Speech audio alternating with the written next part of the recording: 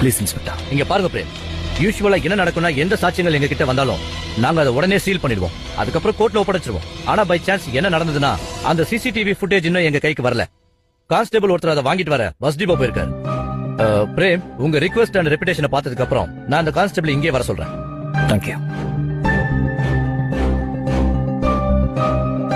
hello,